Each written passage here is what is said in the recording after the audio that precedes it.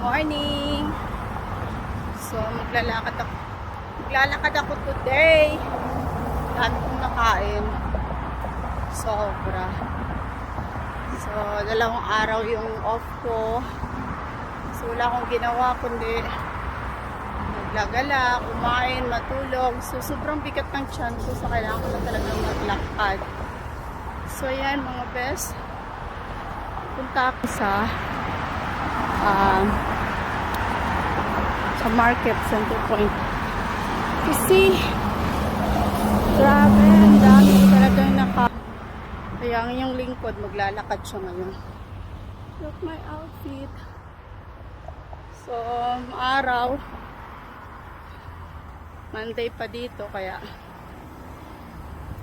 go lang, health is wealth. So see you for the next video. At napagod na ako, ilang minuto pa lang yung walk ko.